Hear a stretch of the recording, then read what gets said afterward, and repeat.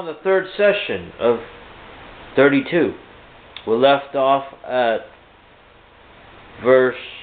chapter 32. Oh, I just dropped my Bible again. Wow, these devils, man. Let's see if what spot's at here. Thank God that I'm able to remember where we're at left off. We're on 31 now. Chapter 32, verse 31. For this city had been to me as a provocation of my anger and in fury from that day that they built it, even unto this day, that I shall remove it from before my face, because of all the evil of the children of Israel and the children of Judah, which they have done to provoke me to anger. They, their kings, their princes, their priests, and their prophets, and the men of Judah, and the inhabitants of Jerusalem. And they have turned unto me the back, and not the face, though I taught them, rising up early, and teaching them. Yet they have not hearkened to receive instruction, but they have set their abominations in the house, which called by my name, to defile it. What is God doing? God's pretty much, if you forget who I am, I'm going to go ahead and crush you all. Pretty much. He said, you forget who I am because now you have a $1 million house? You're going to forget who I am now? Well, guess what? Your house is going to burn down someday. One day you're going to be sleeping, and then there's going to be a fire. You might just die in the fire. So don't forget about me. That's what he's saying here.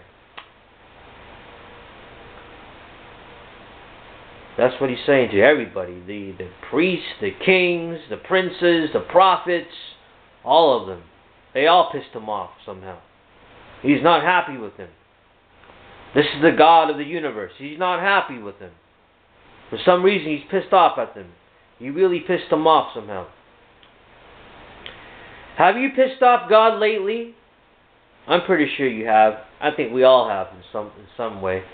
Maybe God's telling us to talk to somebody about God and Jesus, and you're like, no, Lord, I can't do that. Lord, I can't do that today. No, Lord, they're not going to listen to me.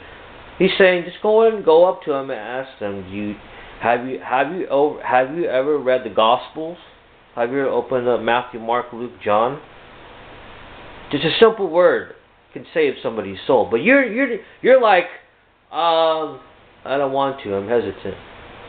So, when God's telling us to do something, we should do it. We should listen to His voice. We should. See, we have God's voice, we have our voice, and we have the enemy's voice. Who is the enemy? Obviously, it's the devil, right? So it's three voices. You decide who you want to listen to. You can listen to your own self, your own mind, your own voice. You can listen to the devil, or you can listen to God. Those are your choices. There's no other voices in your thoughts and mind. That's what you have as options. If you listen to yourself, you're going to destroy yourself. If you listen to the devil, you're going to destroy yourself. Listening to God is the best choice here. It's the most wisest choice. His Holy Spirit is the wisest choice. Period. There's nobody else. Verse 33. They have turned unto me the back, of not the face. Thou have taught them. Oh, we read that already. We're on 34. Yeah, 34. 34, but they set their abominations in the house, which is called by name, to defile it. They built the high places of Baal, which are on the valley of the son of Hinnom, to cause their sons and their daughters to pass through the fire, and to Moloch. Moloch is a famous demon in the Bible, besides Baal, which I commanded them not, neither it came into my mind that they should do this abomination to cause Judah to sin. It was actually worse than abomination. Abomination is kind of like, impurities, like, bestiality, incest, homosexuality, perversions. That's abomination. When you're sacrificing babies to idols, I call that murder. There's no other word for it. I know people want to call it abortion these days to make it sound less negative. We're gonna go ahead and replace the word murder with abortion, so it doesn't sound so hostile when you do it. That's what they've done. That's what these devils have done.